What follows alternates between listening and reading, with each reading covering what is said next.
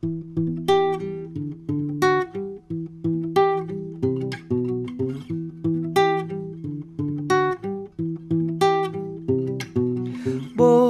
que apareciste una noche cualquiera, que me sacaste de mi casa, me llevaste por el mundo navegando entre los libros de tu biblioteca vieja. Vos que me encontraste algunas horas después de haber vendido mi intuición y perdido conexión con él afuera, de haber estado con él, entregado la piel y quemado el corazón con la madera. No me dejes caer, si me vuelvo a tirar, solo quiero tener alas para volar muy cerquita del sol, encontrar mi lugar, soportar el temor de no poder despegar y buscar, a pesar de los años, a través del tiempo, caminar descalzo, caminar despierto. Hola, buenas noches y bienvenidos a este último programa de Mincarico y de esta segunda temporada, un programa de formación de la Escuela de Educación Superior Pedagógica Ugliasunchis con el auspicio de LED y que busca que aportemos juntos a la construcción de una educación y de un país mejor para todos. Como siempre les decimos, Mincaricui es una propuesta que permite compartir con ustedes proyectos, experiencias, alternativas diversas que nos permitan ver las cosas desde otras orillas, lugares desde donde normalmente no nos ubicamos para ver las cosas, no solamente sobre temas de educación, sino sobre la vida misma también. Nuestro invitado de hoy es Germán Doin, cineasta argentino y director del documental La Educación Prohibida. Este es el resultado de una amplia y profunda investigación en que trata sobre y revisa diferentes experiencias educativas de los países de nuestra región y de España también. Hablamos de una película de 2 horas, de más de 2 horas de duración. Entonces, esta presentación de ser un resultado de una investigación amplia y profunda no es solamente un decir. Germán, bienvenido a Mincarico, es una alegría tenerte con nosotros. Bueno, muchísimas gracias por la invitación, el placer es mío y bueno, dispuesto y disponible aquí para conversar y compartir. Qué bueno.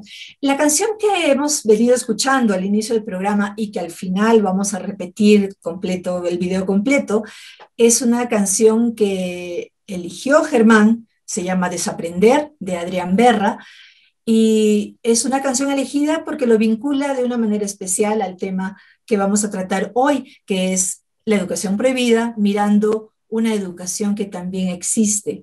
Germán, cuéntanos por qué elegiste esta canción. Bueno, en primer lugar porque conozco al cantautor, es una persona que conocí en los caminos de investigación de la educación prohibida, ya cuando estábamos realizándola hace mucho tiempo, y desde entonces él ha crecido mucho como cantautor, y uno de sus temas de interés siempre es la infancia, ¿no?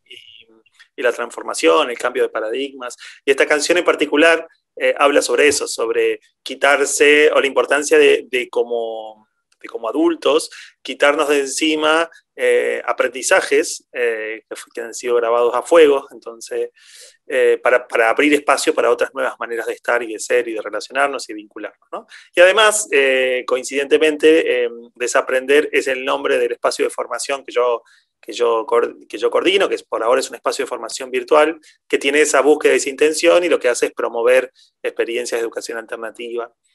Así que, bueno, cuando me invitaron a elegir una canción, bueno, fue una feliz coincidencia, ¿no? Sí, te agradezco, la canción es linda, yo no conocía a Adrián, debo reconocerlo, pero he estado a partir de esto chequeando su material, está muy bueno, gracias. Bueno, pues Germán, la educación prohibida tiene 91 extractos de entrevistas sobre 41 experiencias educativas también. Es un montón.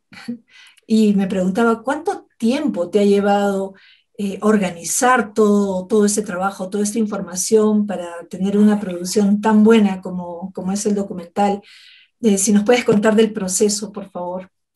Bueno, el proceso de la educación prohibida fue un total de 3 años exactos, desde el inicio de la producción, la idea, el comienzo de la investigación, hasta el estreno, ¿no?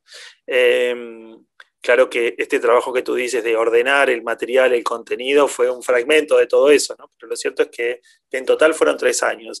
Fue aproximadamente 1 año y medio, 2, de proceso de investigación, que incluía viajes por diferentes partes de Latinoamérica, por España, y después hubo 1 año aproximadamente, en la segunda mitad, digamos, se pisaron un poco esos 2 procesos de investigación con la realización de lo que se llaman las escenas ficcionales de la película, que es una historia argumental que va hilando las temáticas, y todo el proceso de montaje, ¿no? Que tal vez es lo más complejo, lo que más 1 año aproximadamente.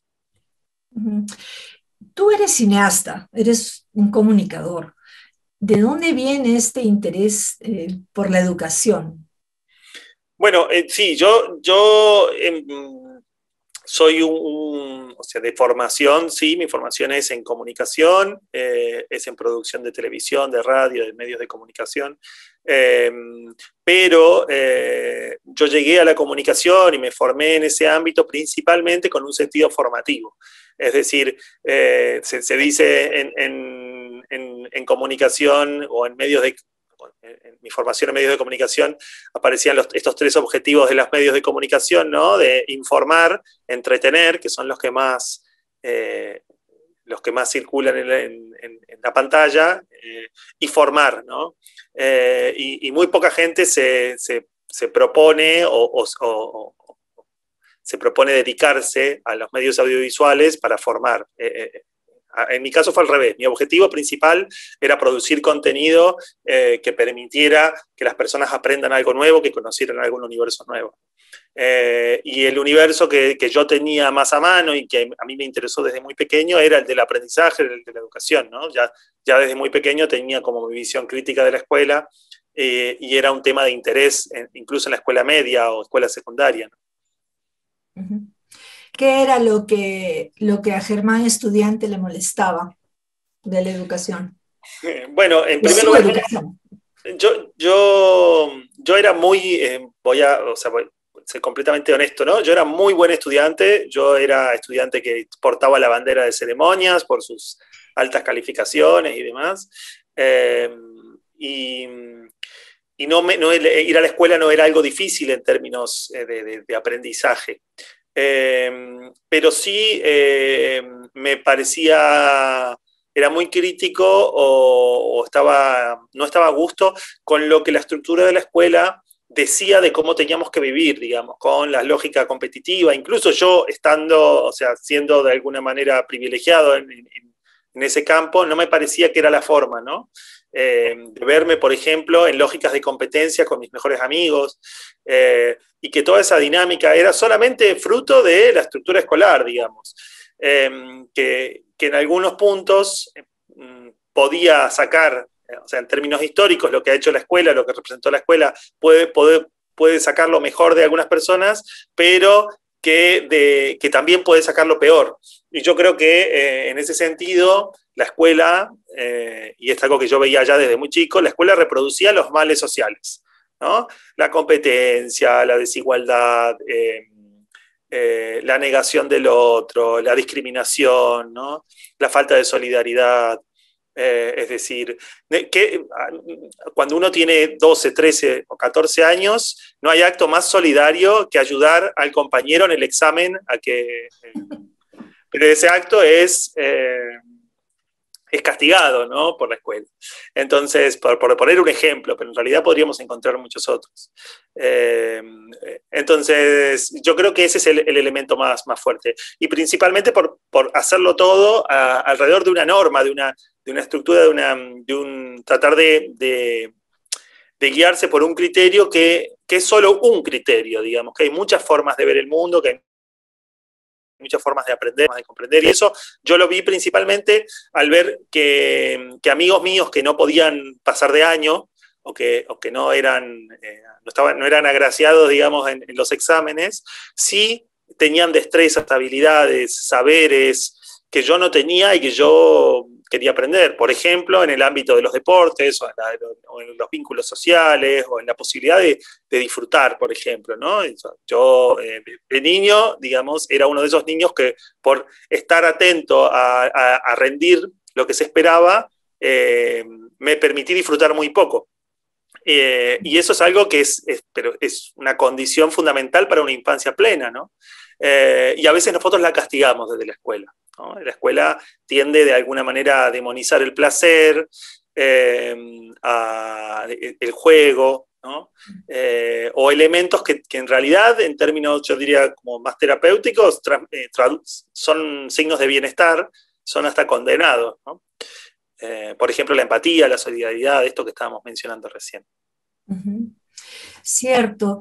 Y entonces, bueno, perdónenme quienes no han visto todavía La Educación Prohibida y la pueden ver porque no solamente está en YouTube, sino que se alienta a que la vean, a que la compartan además, ¿no? Yo quería referirme un poquito entonces a estos personajes que hacen esta línea de ficción, ¿no? El profesor con los dos chicos que están permanentemente, la directora un poco, pero son tu voz, ¿verdad? He encontrado en los textos de ellos lo que estás contando ahora, es un poco tu hilo, ¿verdad? Absolutamente sí, y no solo eso, sino que también en parte las escenas no son exactamente así, por supuesto, porque para que funcione la ficción hay que construir, pero muchas de las escenas tienen que ver con cosas que me han sucedido a mí o que yo he visto que le sucedían a otras personas, ¿no? Momentos vinculados a esto, a espacios en conversación con docentes, con directivos. Yo tuve, de hecho, una experiencia personal cuando terminé la escuela media, de escribir con una amiga un discurso de fin de año que no fue tan radical como se muestra en la película, ni tan fuerte en ese sentido, pero sí era crítico y con guiños o sea, era humorístico y con guiños muy críticos, ¿no? Y no a todo el mundo le cayó bien, digamos, ¿no? Entonces no tuvo necesariamente buenas repercusiones. Entonces, sí, claro, la historia esa está construida sobre mi historia de alguna manera. Déjame decirte además que los actores son excelentes. ¿Dónde los reclutaste? Los adolescentes fueron fruto de una convocatoria. Uno de ellos, Santiago, que es el protagonista, que se llama Martín en la ficción. De hecho, simultáneamente junto con su trabajo en la educación prohibida, luego llegó a ganar premios, digamos, hoy es un actor bastante reconocido para la edad que tiene, ¿no? Porque es un actor muy joven. Y bueno, la verdad que ha sido una felicidad, digamos, trabajar con ellos. Y bueno, y los adultos son actores ya consagrados, algunos, ¿no? En el caso de Gastón Pauls, que es muy reconocido en nuestro país, y otros actores que son actores independientes, que trabajan más en el circuito del teatro aquí en la Ciudad de Buenos Aires y demás, que bueno, se prestaron también para la película. Todos lo han hecho de buena voluntad, digamos, ¿no? Porque en ese momento el proyecto fue totalmente autogestionado, digamos, no contó con fondos del Estado, que son aquí los necesarios para hacer un documental, por ejemplo. Ya, pues me voy a salir de lo técnico para que no me odien, pero los invito a todos realmente a ver este trabajo. Es súper, súper importante y riquísimo para quien esté interesado, no solamente en educación en realidad, sino en verdad en crianza, en ser críticos ante lo que nos propone el sistema educativo en nuestro país y bueno, ya estamos viendo en la región también, ¿no? Germán, en la educación prohibida, se estrenó en 2012. ¿Tú percibes desde esta perspectiva de tiempo que han cambiado algunas cosas? No sé si has seguido haciendo investigación, si has seguido pendiente del tema educativo. ¿Qué cambios has encontrado en estos años, si es que los ha habido? Bueno, yo puedo decir dos cosas, dos fenómenos distintos de distintas escalas, ¿no? Sí, yo he continuado y sigo hasta el día de hoy. Hoy, de hecho, coordino un espacio educativo alternativo en Buenos Aires, así que me he dedicado a eso y también un poco también a seguir el proceso del impacto del documental en los últimos años. Hay dos fenómenos. Uno de ellos para mí es que el documental ha acompañado un proceso de revisión pedagógica que existía antes del documental, digamos que no es para nada, digamos, mérito nuestro, pero que el documental yo creo que acompañó y empujó mucho más. ¿Por qué? Porque permitió que muchas personas, estudiantes principalmente o gente que estaba interesada en la pedagogía, se encuentre con que había otra mirada de la pedagogía e incluso mucha gente se acerca a estudiar pedagogía y educación después de haber visto el documental. Entonces lo que quiero decir es que hoy hay generaciones de docentes que vieron el documental con 17 años antes de elegir la docencia como carrera. Yo lo he escuchado y muchísimo. Y eso se va a ir filtrando, digamos, como se han ido filtrando otras ideas en el campo de la pedagogía. A tal punto que hoy hay muchas, creo yo, más experiencias de innovación pedagógica impulsadas por docentes desde su aula, desde su espacio. No, de nuevo, no mérito del documental, pero el documental ahí ha ayudado a construir una cultura de renovación pedagógica. Así que ese es un pequeño aporte. Pero otro, tal vez gran aporte en otro ámbito, que es un ámbito tal vez no una escala tan grande, que es el ámbito de la educación alternativa. El documental, sin dudas, y ahí sí no puedo no decirlo porque lo recibo a diario, ha sido la razón por la cual muchos docentes que ya tenían una visión pedagógica transformadora encontraron la fuerza, la red de apoyo y la inspiración para hacer su propia escuela, su propio modelo.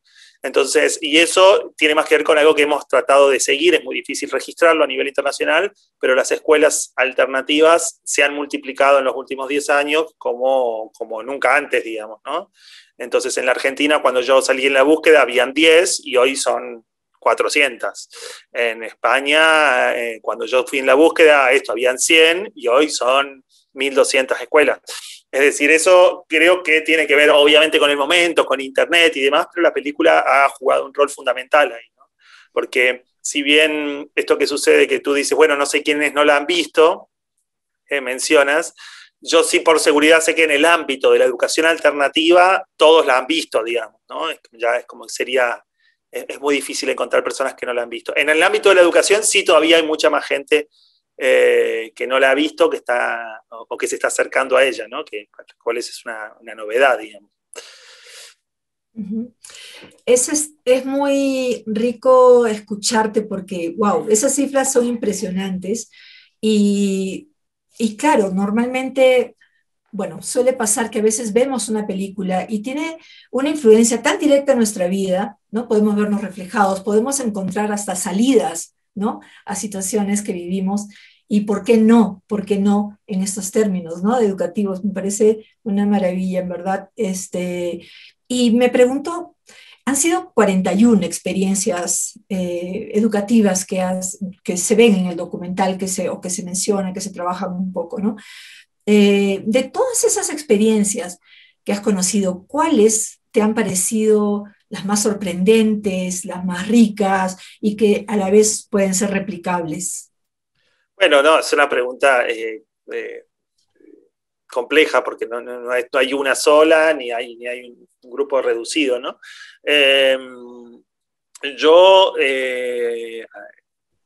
Yo tengo además una atracción a experiencias innovadoras que tal vez son experiencias, algunas personas me lo preguntan de otra manera, me dicen, bueno, ¿cuál escuela llevarías a tus hijos, ¿no? Hay escuelas que yo las veo y digo, son fascinantes, me encanta, me encantaría ayudar a que se multipliquen y lo hago, pero no llevaría a mis hijos. Son cosas distintas, ¿no? Es como que creo o sea, yo soy en ese sentido como promotor de estas experiencias porque creo que tiene que existir como la diversidad pedagógica, porque me parece que de la diversidad pedagógica solo hay la posibilidad de que emerjan nuevas cosas, ¿no? No es que creo que tenemos que llegar a un modelo replicable que solucione los problemas de la educación, sino creo que tenemos que sembrar la mayor variedad posible y de esa riqueza, digamos, emergerán nuevos procesos más transformadores todavía, ¿no? Entonces, me encantan las experiencias de educación libre, yo soy como enamorado de las experiencias de educación libre, que creo que tienen muy mala prensa y que creo que de alguna manera ha habido muy poca apuesta de parte, principalmente diría yo, de la academia, de la educación, digamos, ¿no? Que no le presta atención a lo que no puede medir. Entonces, yo creo que son las que han sido tratadas más injustamente, y creo que hoy en día son las que tienen el potencial transformador que necesita la actualidad, la sociedad hoy, ¿no? Que tiene que ver con crear una cultura de bienestar, con crear ciudadanos que puedan vivir en paz, en armonía, digamos, conectados con sus deseos, digamos, ¿no? Me parece que eso es como lo más urgente, de alguna manera, mirar a las experiencias de educación libre, o que se conocen como educación libre, como educación democrática. Bueno, hay montones de categorizaciones. De hecho, yo me he dedicado un poco a ordenar un poco ese campo, ese universo de categorías después de la educación prohibida, porque en la educación prohibida aparecen todas como juntas, ¿no?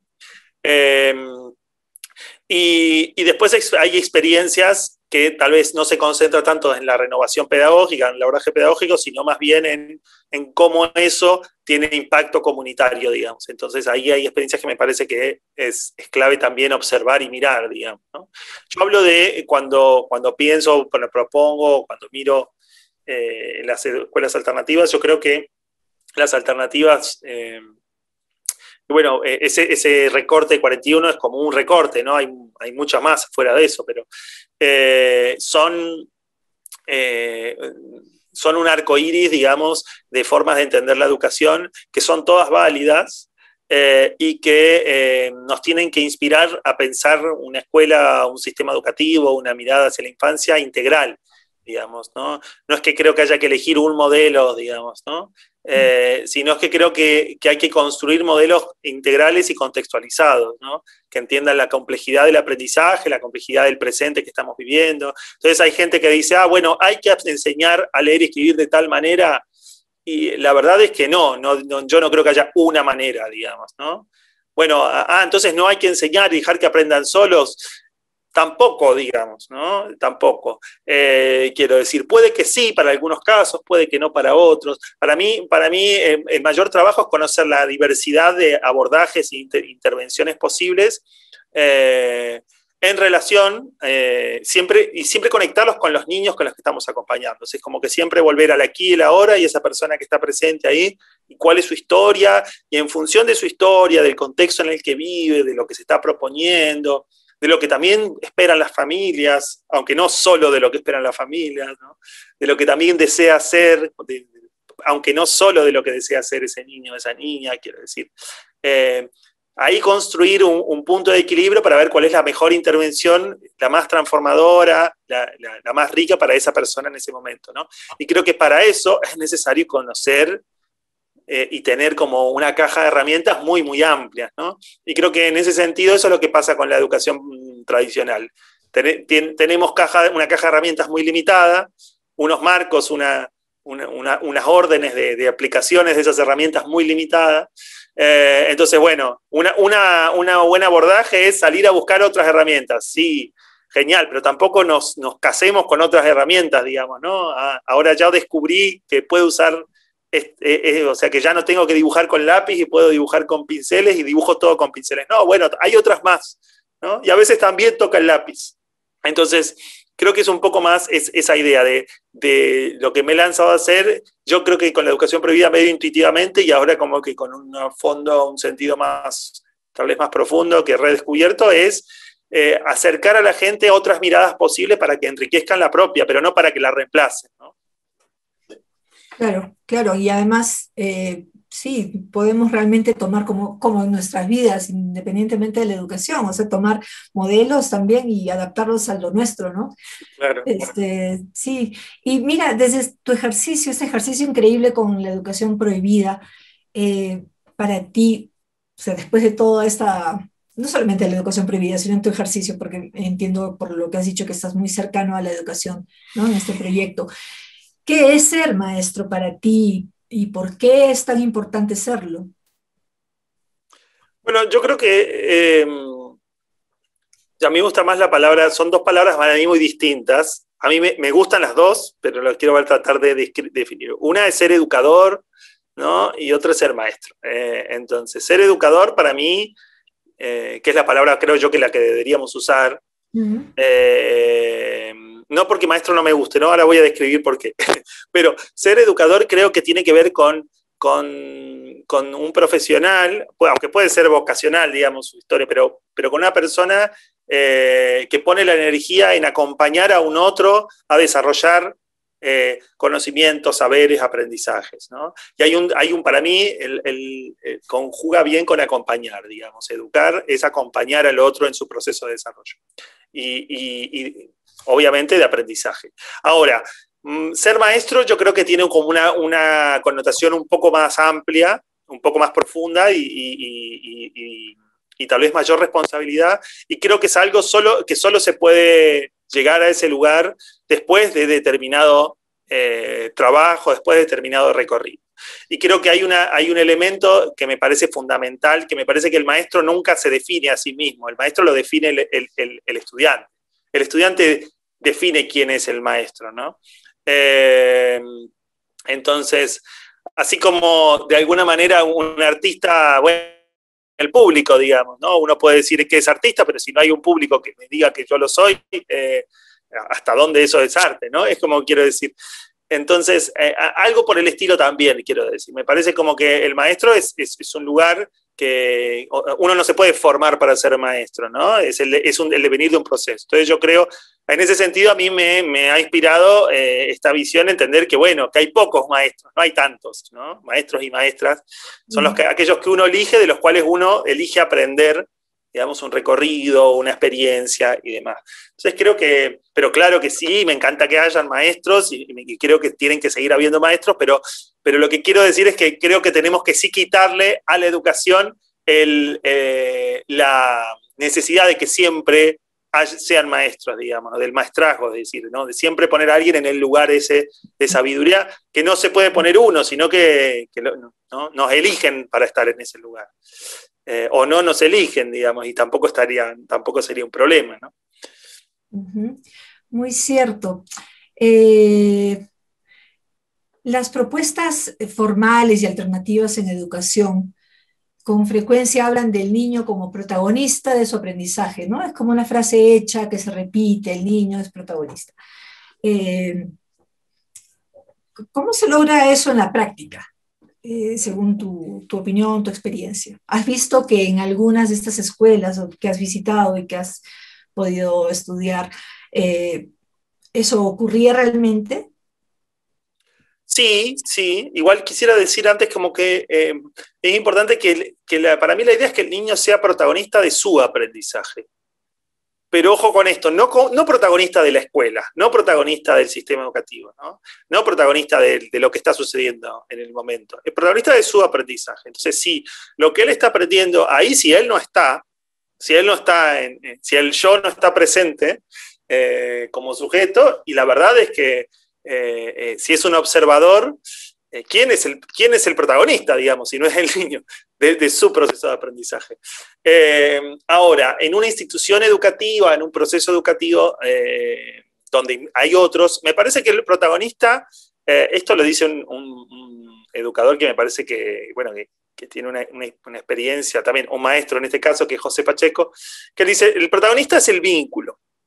El protagonista ahí no es ni el niño, ni el adulto con sus intenciones, ni la currícula, ni la planificación, ni las imposiciones del Estado, ni el aula, ni la pizarra, ni el contenido. Es lo que sucede ahí en la relación de todo eso, ¿no?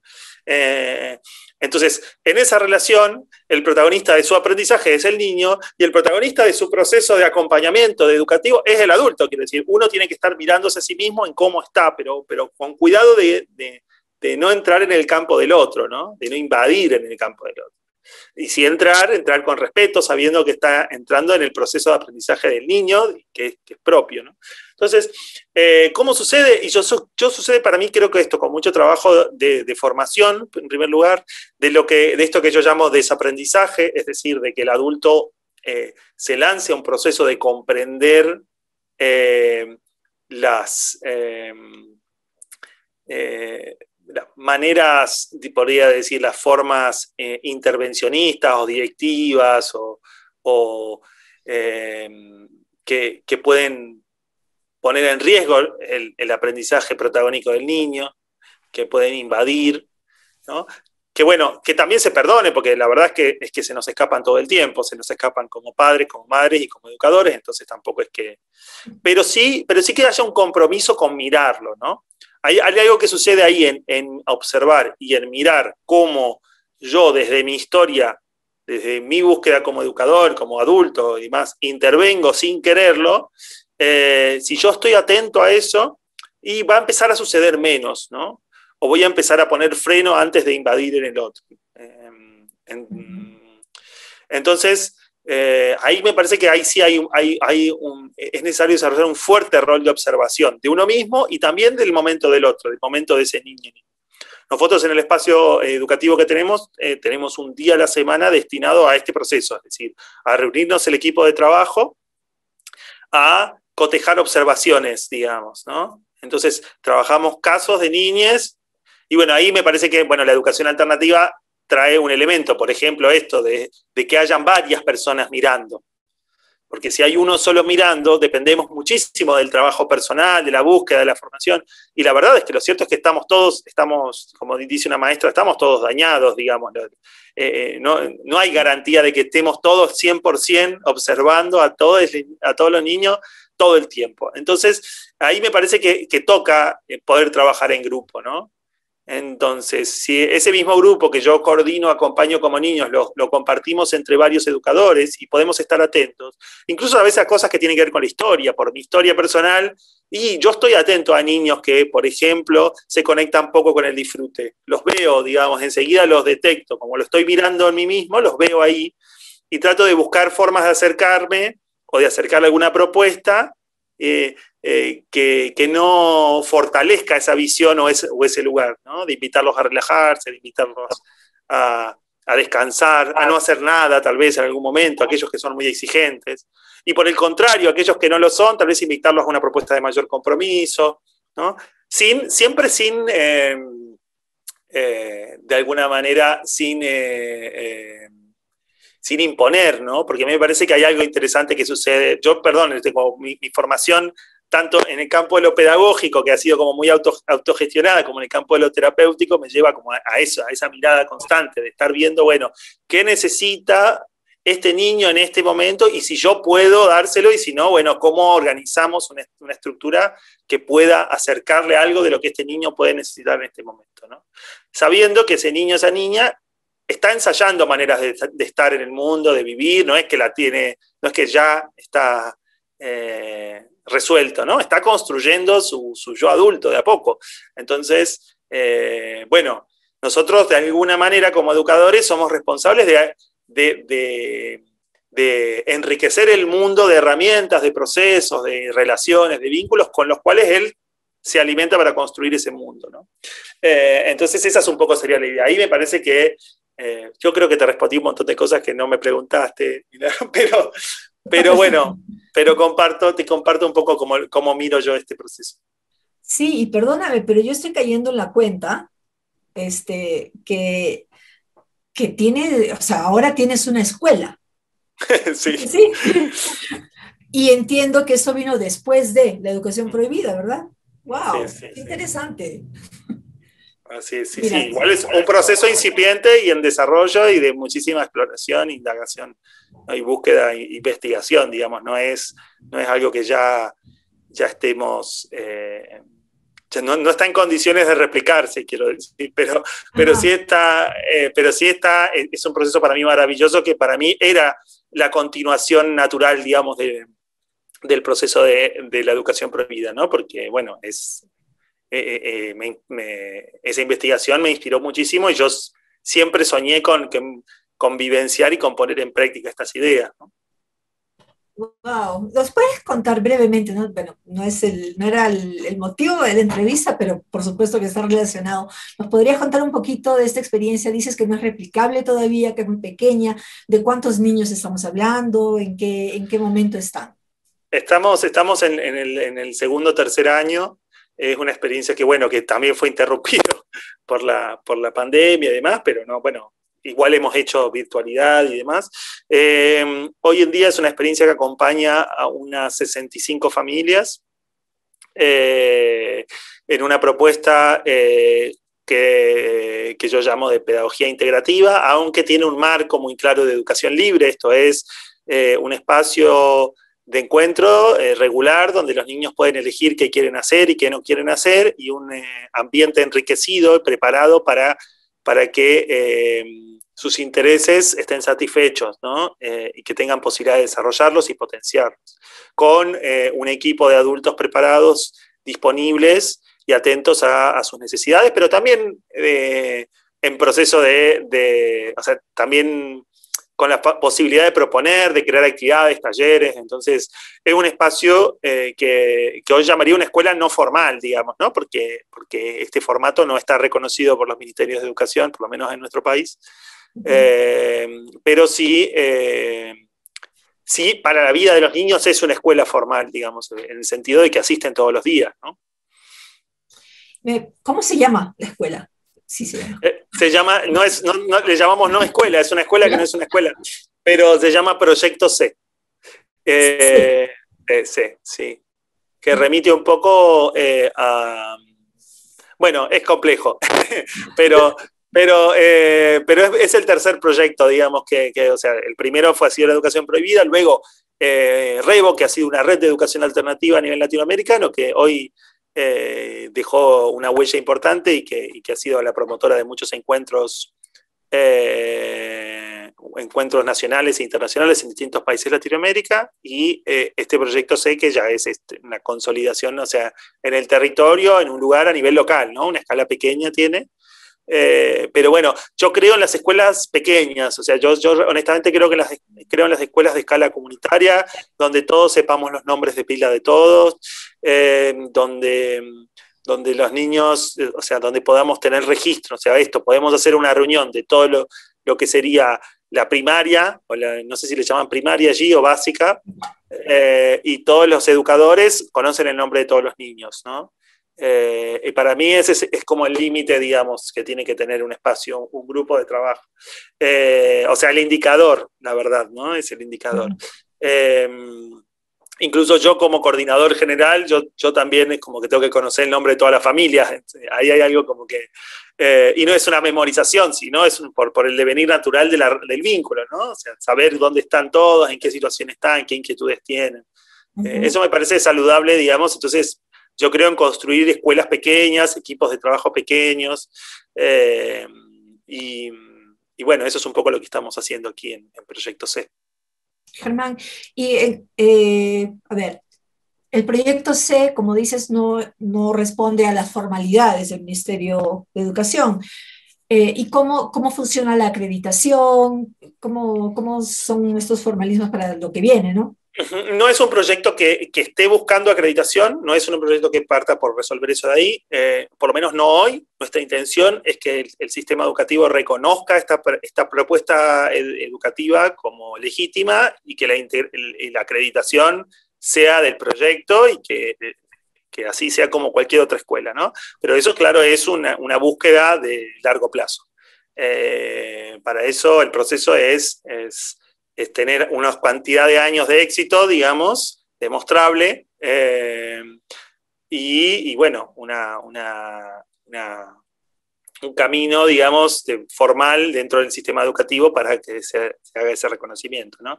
Hoy los niños que están en el espacio, si quieren obtener una acreditación, tienen que ir a hacer exámenes libres al Ministerio de Educación al finalizar cada ciclo. Y es una forma, digamos, de reconocimiento. Pero bueno, lo cierto es que no reconoce a la institución, eso reconoce a cada niño en su examen, digamos, ¿no? Que como en cualquier niño, en cualquier escuela, puede ser satisfactorio o no, digamos, ¿no? Entonces, la verdad es que hoy no es el eje de nuestra propuesta. Por eso es una propuesta también complementaria. Es decir, hay niños y niñas que no asisten a la escuela, pero hay niños y niñas que asisten a la escuela por la mañana y en la tarde vienen a Proyecto C. Bueno, y existe de hecho la modalidad libre que tiene cada familia de hacer escuela en casa, ¿no? Y que responde a este modelo, ¿no? Que dices de luego dar el examen al Claro. Ministerio de Educación, digamos, y que existe en el Perú también, ¿no? Entonces, sí, es verdad que hay otros caminos, ¿no? Yo igual con respecto a eso, yo sí, a mí me parece que tiene que ser legítimo, que tiene que existir esa posibilidad, pero sí creo en la escuela no como la conocemos en la modernidad, sino como lo era en la antigüedad, digamos, la escuela como espacio de encuentro, como espacio de disfrute, como espacio de aprendizaje, de compartir con otros. Me parece que esa institución, ese tipo de escuela, ese lugar de encuentro social es fascinante y tiene que estar, digamos. Lo que me parece que es lo que la industrialización y la modernidad le ha cargado encima, creo que es un poco lo que tenemos que empezar a deshacer, digamos, de la escuela. Volviendo, volviendo un poco al documental, a la película, bueno, ya la experiencia que te ha traído esto y ahora el trabajo directo en educación que haces, ¿piensas que es posible cambiar una práctica docente convencionalmente autoritaria y que además es parte de un sistema educativo que no, en realidad no propone cambios, ¿no? Sino más bien, o son muy suaves, digamos, muy pocos estos cambios? Eh, Eso, ¿piensas que es posible una práctica así? Eh, yo sí creo que es posible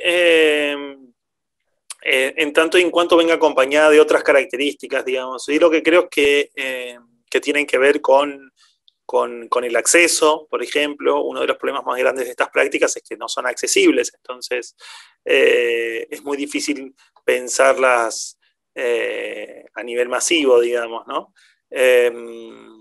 Y bueno, y no son accesibles porque no están reconocidas ni tienen financiamiento del Estado, entonces también ese es otro elemento. Entonces me parece que sí es viable este tipo de experiencias y creo que incluso cada vez más en el sentido de que me parece que era bastante poco viable este tipo de experiencias cuando la escuela tenía un lugar de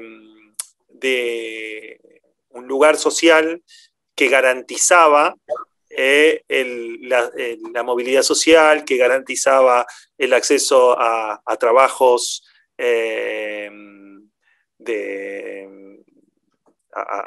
a fuentes de trabajo, digamos, estables. Hoy ya no lo es. Yo no sé cómo está sucediendo, pero en ninguna parte del mundo ya no lo es, ¿no? La cantidad de personas sobrecalificadas para los trabajos que hay es muy grande, es decir, cada vez hay, a nivel mundial hay más personas sobrecalificadas para los trabajos, y en contraparte, menos personas con experiencia técnica y con habilidades de otro ámbito psicosociales que sí son necesarias, es decir, ¿no? Hoy el mundo laboral está buscando o de alguna manera se va corriendo más hacia un tipo de formación que no es lo que la escuela clásica garantizaba, ¿no? Hay una gran diversificación, digamos, entonces para una persona después de hacer su título de grado, tiene que hacer su posgrado, su doctorado y tal, para recién ser considerada valiosa dentro de una determinada estructura de trabajo, y lo peor de todo es que después de ese proceso termina siendo valiosa solo para una estructura de trabajo y no puede, ¿no?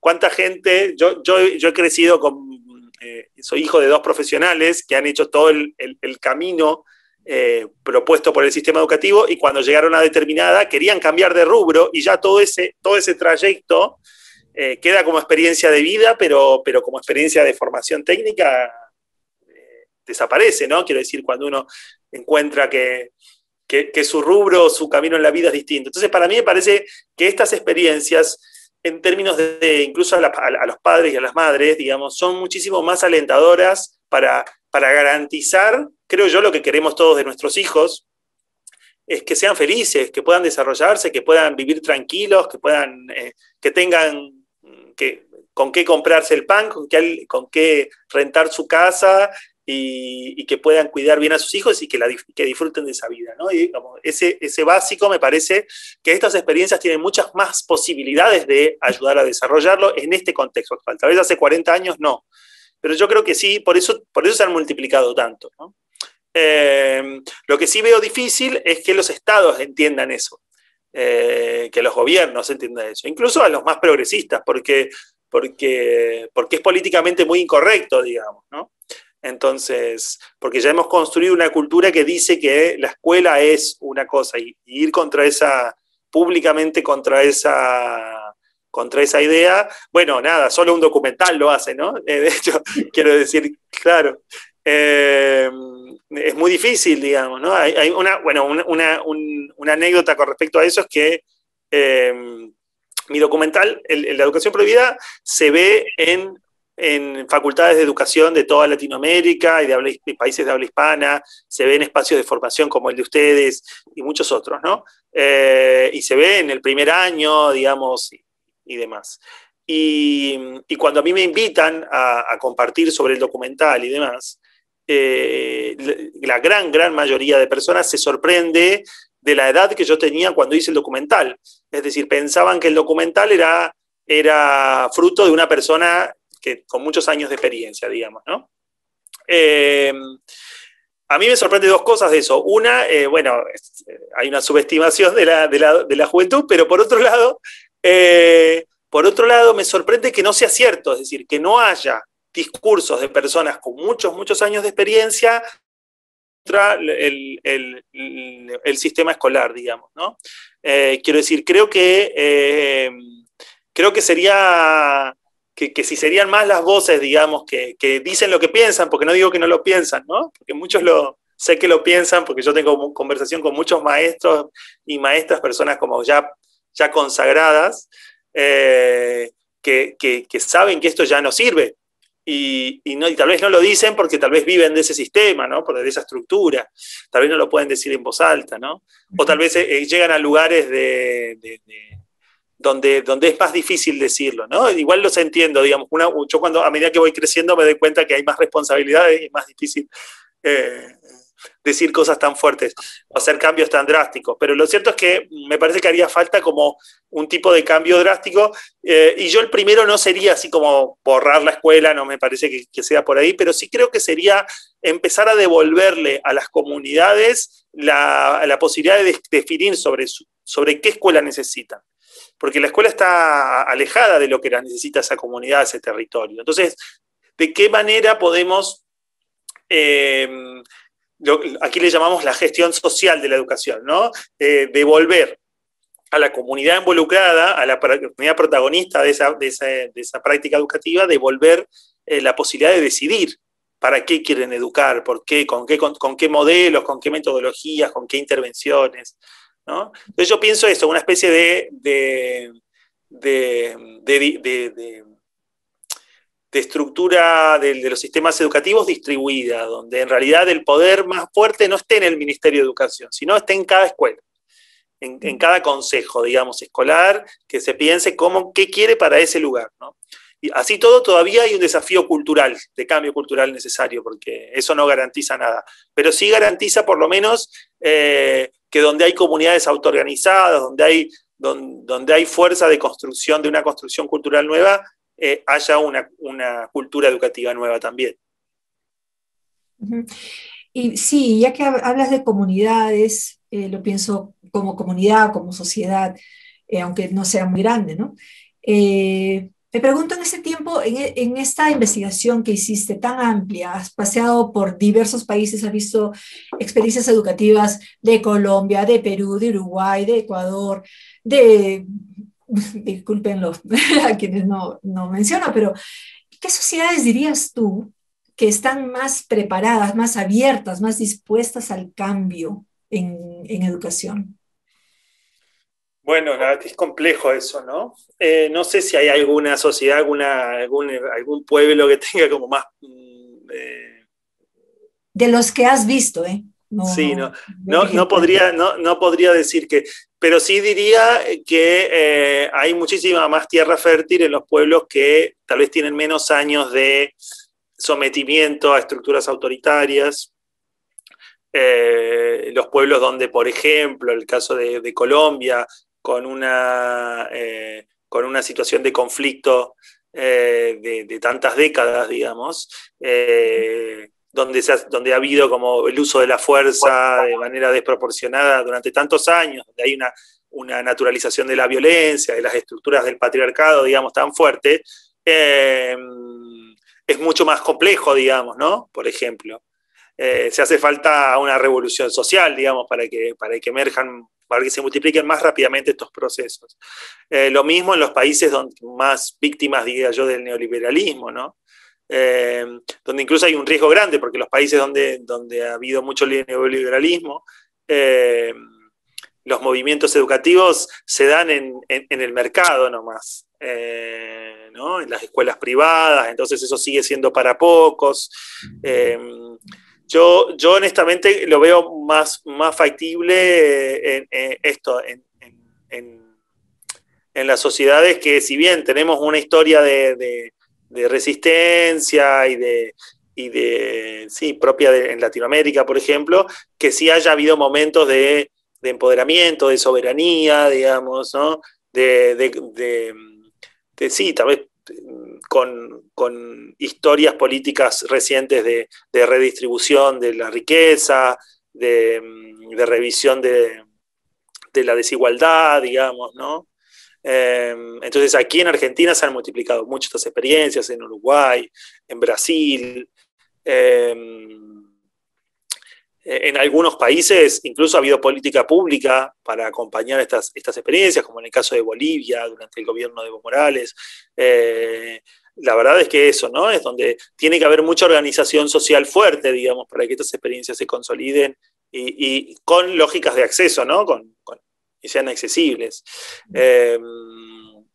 Porque también el otro riesgo, bueno, en otros países del mundo, donde hay situación social tal vez mucho más sólida o económica, más tal vez ya lejos de las crisis, estas experiencias se desarrollan, pero quedan en nichos a veces, ¿no? Y eso es un problema, digamos, que queden solamente en espacios así como de privilegio. Me parece que ese es el riesgo más grande, que sea solamente para pocos, ¿no? Igual me parece que es todo cultura, digamos, quiero decir, donde se dan fenómenos, por ejemplo, en España, donde más se desarrollan estas experiencias, es en Barcelona, en Cataluña, digamos, ¿no? Donde ha sido como la cuna pedagógica de experiencias de España. Y bueno, sí, hay una economía muy próspera, ¿no? O se conoce por lo menos Cataluña por ser una comunidad con economía próspera, pero también radicalizada, ¿no? De resistencia por esta cuestión cultural del lenguaje. Entonces hay una cultura de no, nosotros queremos hacerlo a nuestra manera. Creo que esa energía tiene que estar también presente. Y donde ha habido mucha opresión y sometimiento, es más difícil encontrar esa energía, ¿no? Hay que construirla, digamos, ¿no? Digo, por ejemplo, los países andinos, tal vez que tienen mucho más digo yo, está mucho más clara la bota, digamos, del capitalismo y del neoliberalismo, ¿no? La marca, la huella, como en Chile, bueno, como en Perú, en Colombia, ¿no? Pero bueno, nada, estamos ahí ya es un campo de reflexión compartida que creo que podemos no intercambiar, porque no es algo que yo lo tenga cerrado, pero me parece que por lo que he visto, esto, ¿no? De que bueno. No, me parece una hipótesis muy interesante, ¿no? Estoy de acuerdo. Bueno, como dices, estamos simplemente, estás compartiendo ideas y esas ideas podrían dar pie para otros temas más profundos, ¿no? Germán, con esto vamos ya terminando la entrevista. El martes último hemos celebrado aquí en Perú el Día del Maestro, del Educador, del Profesor. ¿Quién fue tu profe favorito? ¿Lo recuerdas? ¿Por qué? ¿Qué de especial te dio? Bueno, tengo varios, ¿no? Tengo varios. El otro día me estaba acordando de un profe que tuve en la escuela secundaria, digamos, que un señor mayor que tuve un solo año y después falleció, digamos, que de hecho fue el que nos hablaba de las organizaciones sociales y de la última historia del siglo XX en nuestro país. que de hecho no recuerdo el nombre de pila, recuerdo el apellido, ¿no? El profesor Minondo, y yo siempre lo recuerdo con mucho cariño, por esto, porque eso, una voz que nos permitía o que me invitaba a mí o que me ayudaba a ordenar un poco estratégicamente dónde poner la energía, ¿no? Recuerdo en el último año de la escuela media y él, para él era clarísimo, ¿no? Y era, o sea, casi que hacía historia mientras nos enseñaba, ¿no? Y una de las cosas decía, el futuro está en las organizaciones sociales autogestionadas, digamos, ¿no? No están las grandes estructuras, digamos. Las grandes estructuras van a existir, pero en realidad la fuerza de transformación se da desde las personas hermanándose. Y bueno, y eso me pareció fascinante y es un poco algo que mantengo firme hasta el día de hoy. Germán, muchísimas gracias. Muchísimas gracias por haber aceptado esta entrevista, por tu apertura desde que empezamos a hablar con tanta generosidad y por este tiempo compartido. Muchísimas gracias por habernos acompañado en Minkaricuy. Bueno, gracias a ustedes por la invitación, gracias a ti por la entrevista, que ha sido, bueno, un placer, y a todo el equipo y a la asociación, porque es un placer también compartir con personas que se están formando y que están mirando la educación desde otro lugar, así no sea exactamente el mismo, pero ya saber que hay personas que se están haciendo la pregunta y están en esa búsqueda como uno, es una alegría. Sí, ojalá podamos mantener el vínculo, ojalá visitarnos a nosotros también, porque no sería lindísimo. Muchas gracias, Germán.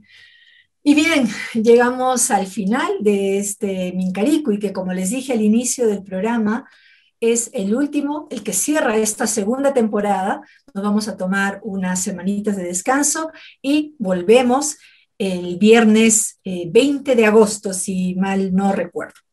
Recuerden también que este y todos los programas de Minkaricuy están accesibles en nuestra página de Facebook.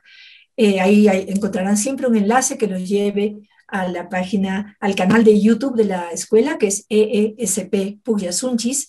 Y también les recuerdo que todas nuestras entrevistas son luego convertidas en un resumen radial de 10 minutos y se transmiten en 3 emisoras de gran alcance a nivel de la región, que son Radio Inti Raymi, Radio Santa Mónica y Radio Quillabamba. Esto para aquellas personas, aquellos docentes, estudiantes, público en general interesados en los temas que tratamos y que no tienen necesariamente facilidad de acceso a Internet. Bueno, entonces nos despedimos nada más por esta segunda temporada y esperamos traerles algunas novedades en la siguiente. Nos gustaría muchísimo poder contar también con otros compañeros comunicadores que nos acompañen, a Tania Castro y a mí, a conducir Minkaricuy, refrescarlo un poco, que vean otras caras, siempre es bueno cambiar. Y bueno, muchísimas gracias. Los dejo ahora con el video con el que empezó este programa, que es la canción que eligió Germán Doy, nuestro invitado de hoy, que es Desaprender, de Adrián Berra. Los dejo con ese video, que estén muy bien, cuídense mucho, chao. Vos que apareciste una noche cualquiera, que me sacaste de mi casa, me llevaste por el mundo navegando entre los libros de tu biblioteca vieja. Vos que me encontraste algunas horas después de haber vendido mi intuición y perdido conexión con él afuera, de haber estado con él, entregado la piel y quemado el corazón con la madera. No me dejes caer, si me vuelvo a tirar, solo quiero tener alas para volar muy cerquita del sol, encontrar mi lugar, soportar el temor de no poder despegar y buscar, a pesar de los años, a través del tiempo, caminar descalzo, caminar despierto.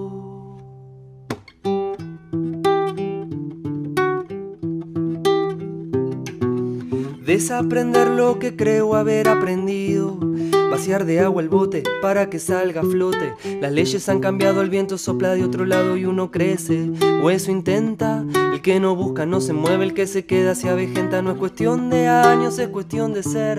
El que cuida a su niño es el que tiene el poder. Oh, oh, oh, oh. Desaprender lo que creo haber aprendido, confiar en las ideas, cuestionar el nido, y que tu arte se empobrece al compararse, lo sé. Siempre buscando algo que nos uniera, será por el temor de quedar afuera. Y pasó el tiempo, no sé si mal o bien, pero el miedo al final se transformó en sostén. Los ojos no se engañan y aunque se ha secado el río, aún hay vibraciones, ya no existe el vacío. Como el árbol que se convirtió en papel, el aire que respiro no es el verdadero aire, es lo que yo creo de él. Oh, oh, oh, oh. Desaprender lo que creo haber aprendido, desaprender lo que creo haber aprendido, desaprender lo que creo haber aprendido, desaprender lo que creo haber aprendido.